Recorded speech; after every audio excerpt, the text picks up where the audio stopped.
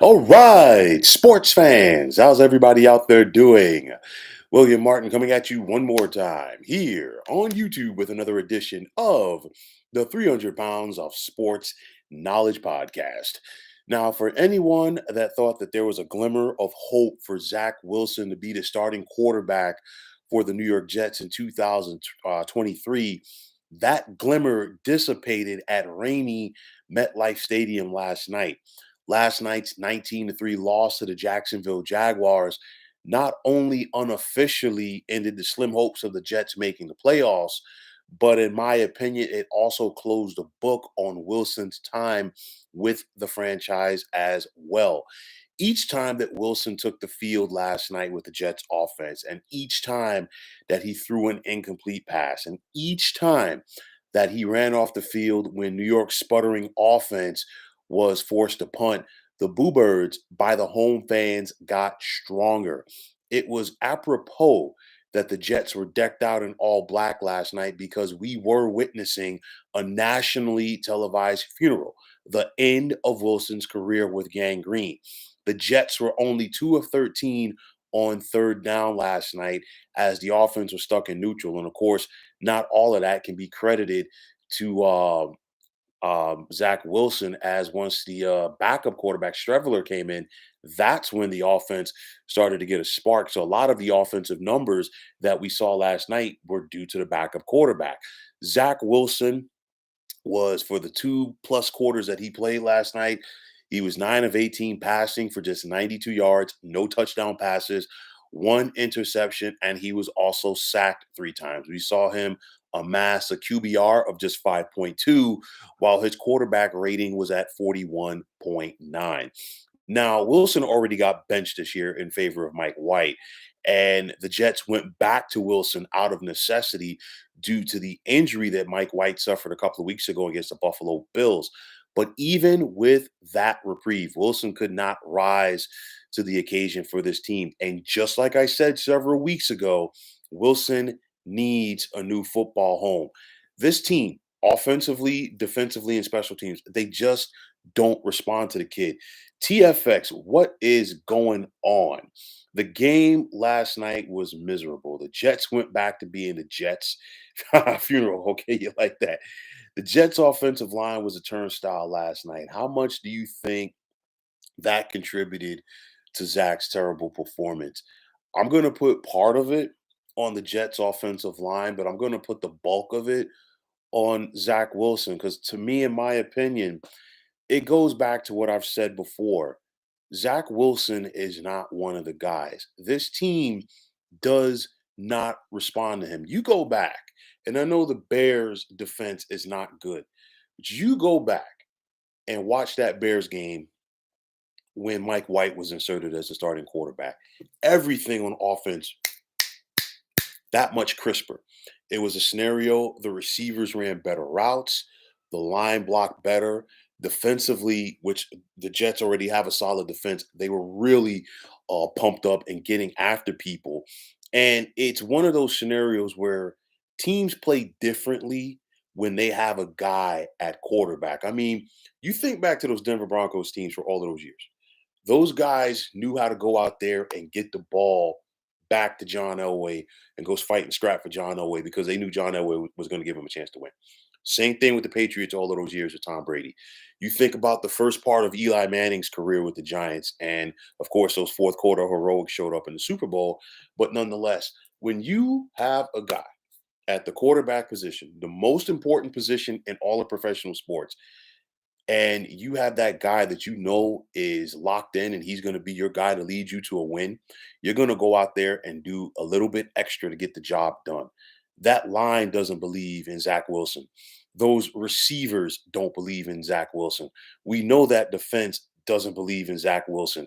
I guarantee you, if that team believed in Zach Wilson, the outcome of last night's game would have been totally different. The Jets, to me, it was one of those. If you're the Jaguars, you simply just licked your chops out there. It was basic football that Jacksonville did. They ran the football right down the throat of the Jets. They could not stop them. And they blitzed from different positions on Zach Wilson. Why? Because Zach Wilson in his young NFL career has not shown his ability, number one, to pick up the blitz, and number two, make teams pay for blitzing him in the first place. And until you can prove consistently that you can do things against the blitz or do things, against different coverages, teams are going to go out there and consistently do it until you prove them wrong. Zach Wilson has not done that. At the end of the day, like I said, it's time for the Jets to just cut bait with this guy. The team does not respond to him. And at least in New York, in my opinion, he's never going to have the locker room. In my opinion, I know Zach Wilson was the second overall pick a couple of years ago, but even at this point, if you're the Jets, if you get a fifth round pick back for the Zach Wilson, so be it. You got to move on. But it's the same old song for the Jets. You know, we see this team consistently go out there and bring in these young quarterbacks. And unfortunately for this Jets franchise, they are still waiting for the next Joe Namath. And the problem is that guy does not exist. And Zach Wilson has not had not had a good start to his career. I'm not saying that his career is over. I just think hit the New York part of it with the Jets is done. But it's a scenario where I think the Jets did not do right by Zach Wilson, just like they have not done right by a lot of their young quarterbacks. You draft this kid second overall based off of what you saw at his pro day. That was it. They were wow. They were in awe because Zach Wilson was lighting it up at his pro day. Guess what? You're supposed to light it up at your pro day. You're playing on an indoor field, no defense, no DBs covering your wide receivers. It's just you and the wide receivers, and you're out there running your favorite plays. You're supposed to excel. You're in shorts, you're in a t-shirt, and you're in sneakers. That is it. And the Jets made the mistake. They locked in on Zach Wilson from day one of the draft, and that was going to be their guy. And from that point on, okay, fine. You want Zach Wilson, you got to build around him. I have never been a fan of starting quarterbacks right away. I know that teams want to do it more because the rookie pay scale and you want to see what you have. I totally get it. But I've always felt like, even with that, you bring in a veteran quarterback, at least let that guy get the first 8 games and allow the youngster to watch from the sidelines and try to, get a feel of the game. The Jets didn't do that with Zach Wilson. They gave him the keys to the franchise right away. And being a starter, especially a quarterback, is not just, X's and O's. You got to go out there and be a leader. And due to the fact that I feel that the Jets focused in on Zach Wilson from day one, I'm not sure if the Jets really did their true due diligence on this. And on top of that, let's not forget, let's go back to 2020. Adam Gase, who arguably this side of Rich Kotite might be the worst head coach of the Jets in franchise history. This team was 0-13, and they were steamrolling, if you will, to getting the first overall pick and getting Trevor Lawrence. We all knew that Adam Gase was going to be fired. Then all of a sudden, in the final couple of weeks of the season, Adam Gase turns into Vince Lombardi. The Jets win a couple of games. Jacksonville continues to go on to lose. Jacksonville jumps in front of the Jets. They get the first pick. They get Trevor Lawrence. And then the Jets get Zach Wilson. And of course, if you're a Jet fan, you watched the game last night, or either you were in attendance, and you have to sit back and wonder what could have been, because now in year number two. And of course, Trevor Lawrence has a much better coach in Doug Peterson than he did in year number one with Urban Meyer. But nonetheless, now we're starting to see Trevor Lawrence start to ascend and take that next step. And there's a very good possibility that Jacksonville wins the AFC South and gets to the postseason. And now, if you're a Jet fan, you got to sit back and say, you know what? I'm stuck here with Zach Wilson.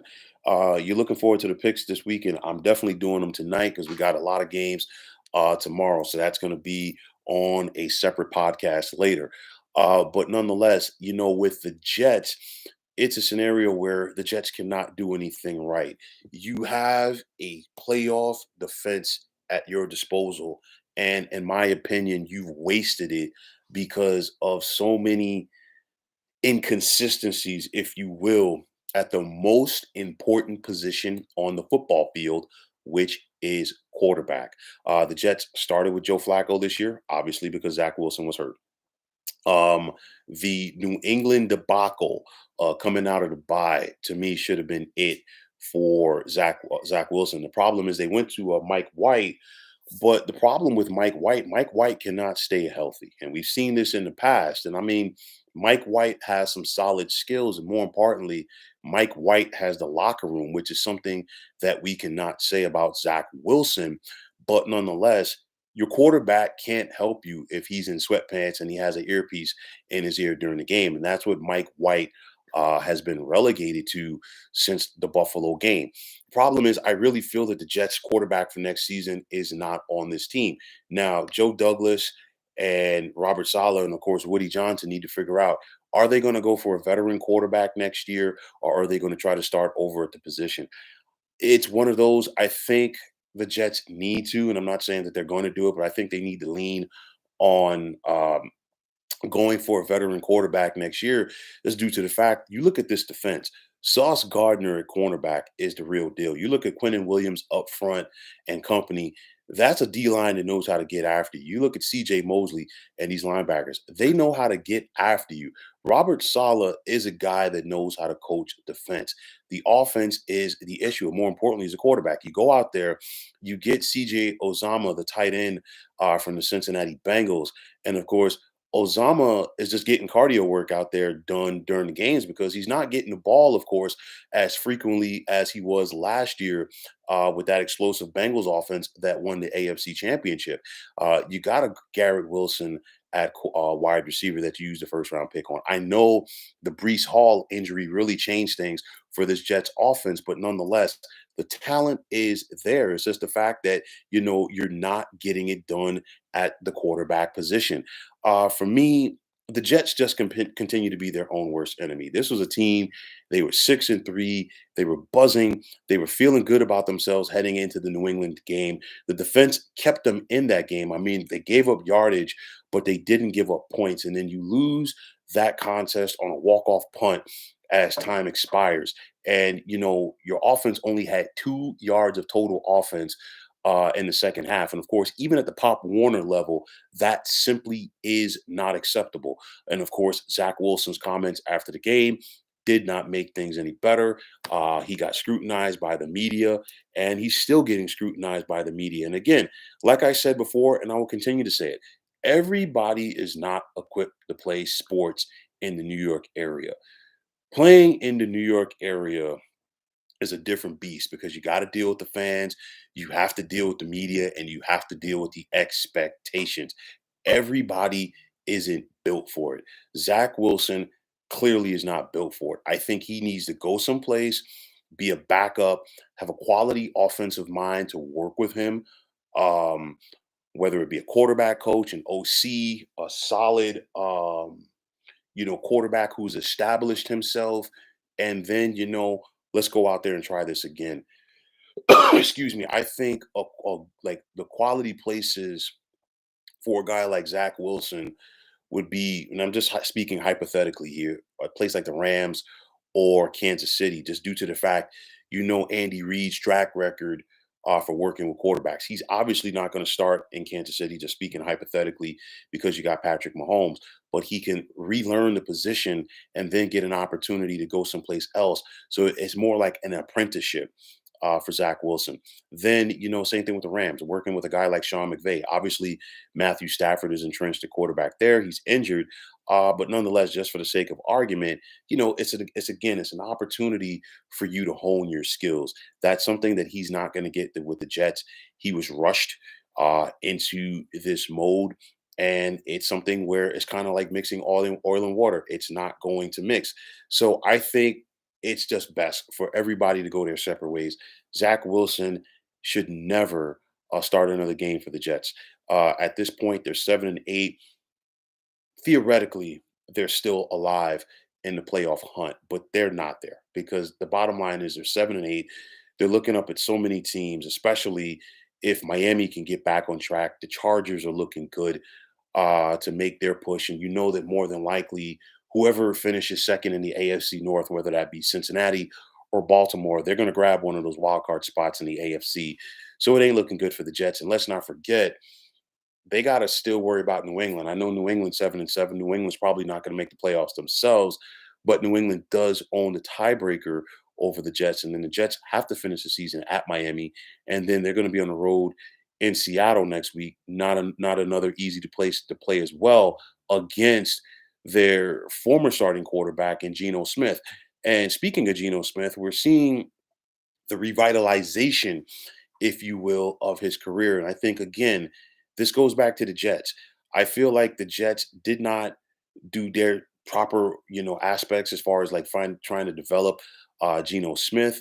It was a scenario, same thing with Sam Darnold. I feel like Darnold was rushed out there and he's showing signs of life right now with Carolina. I'm not saying that we should get ready to put a gold jacket on Sam Darnold either. And then, of course, the Mark Sanchez fiasco as well. The Jets, they consistently do this. What should the Jets do now? Draft to try to get a free agent or something? I I don't know if they're going to trade. I don't know if they're going to go the free agency route. But the bottom line is the way that this defense is set up and the skill players that you have, you can't start over at the quarterback position right now. You just can't. I really feel that the Jets have to go out there the veteran route, try to find a way to plug somebody in and see, if you can make that run to be a playoff team. I mean, now it's going to be another year, 12 years actually, since the Jets have made the playoffs. Hands down, the longest current active playoff drought in the NFL. And the Jets are also steamrolling towards another losing season. They haven't had a winning campaign since 2015, and that's something that this team needs. They need hope, and they had it earlier. And then there was a scenario when Mike White came in. Mike White really gave them hope, but again, he can't stay healthy. So that's a big thing for the Jets. But the bottom line is Joe Douglas and Robert Sala are in a position for reprieve. Very rarely does a GM head coach combo get the opportunity to get a mulligan at the quarterback position. They're going to get that opportunity this offseason, and they better do right by it. And I think Joe Douglas has made some good moves since his time, as a Jets general manager. And I think Robert Sala has really improved the play of this team, but I think they're going to get that mulligan. But if the second time is wrong at the quarterback position for this group, then guess what? Somebody's going to get the pink slip. Is it going to be Salah? Is it going to be Joe Douglas? Is it going to be the OC? I'm not sure, but somebody is definitely going to get the pink slip. And my thing is this: in watching how this team responded to Zach Wilson earlier this season, I if I'm the Jets, I would have taken my chances with Joe Flacco last night as opposed to Zach Wilson. I said it before. You shut him down for the rest of the season, and then you came back to him. That really, to me, was not gonna, make the locker room, if you will, go gung ho about playing with this guy at quarterback. Joe Flacco is not the Joe Flacco that he was in his prime. And even when Joe Flacco was in his prime, he wasn't a Hall of Fame quarterback, but obviously he did help a team win the Super Bowl. But nonetheless, I feel like Joe Flacco would have given them a better opportunity to win than Zach Wilson. Zach Wilson has problems throwing screen passes. And if you can't throw a screen pass or a naked bootleg as a quarterback in the NFL, you ain't going to get it done. And, we saw, those wounded ducks that he was throwing deep downfield. And the Jet wide receivers had to play defensive back last night in order to break up some interceptions by the Jags. It's one of those scenarios where the Jets cannot go back to this young man. He didn't look good against the Lions last Sunday, and he just built off of that. Last night against the Jags. And you can make the argument that since his benching a few weeks ago, he's actually gotten worse. So at the end of the day, I think it's time for the Jets to go their separate ways with Zach Wilson, start over, whether you draft, trade, or go out there and get a free agent. But somebody else needs to be the starting quarterback for the Jets in 2023. You've got a playoff defense, you've got talent at the skill positions. But if you don't have that guy at the quarterback position, it won't amount to the hill of beans. And the Jets, unfortunately, once again, have found this out. It's a sad day when you got Jet fans at the game last night cheering for Joe Namath, the guy who hasn't played in the NFL in close to 50 years. It's a bad thing when you have Jet fans chanting for Richard Todd. And again, if anybody's old enough to remember this, the tail end of Richard Todd's career with the Jets was not a good one as the fans wanted him out. And that goes back to the days when the Jets still played at Shea Stadium. This is the level that Zach Wilson's play has drawn the ire of the Jet fan base. And so close to the holiday season, this fan base, this locker room needs something to build off of heading into the new year. And I think it's important for Woody Johnson, Joe Douglas, and Robert Saleh to make a slam dunk decision on whomever is going to be the Jet starting quarterback next season. So, folks, that is going to wrap it up. And as always, I want to take this time out to thank you for tuning into the 300 Pounds of Sports Knowledge podcast here on YouTube. I want to take this time out to thank all of you fine folks out there for tuning in. And if you have not already, please feel free to subscribe to this channel. Now, if you're on Twitter, please feel free to follow me at 300 Pounds of Sports. And like I always say, if you follow me, it'll be my pleasure to follow you right back. There's also the sports discussion group on Facebook at the Sports Depot 365. You can check it out. Drop a line and be a part of one of the better sports debating sites going on social media. TFX, as always, appreciate the comments. Happy holidays to you. And like I said, I will definitely have those picks up a little later in the evening. So, once again, fine folks, my name is William Martin. I'm signing off, saying take care and have yourselves a wonderful day.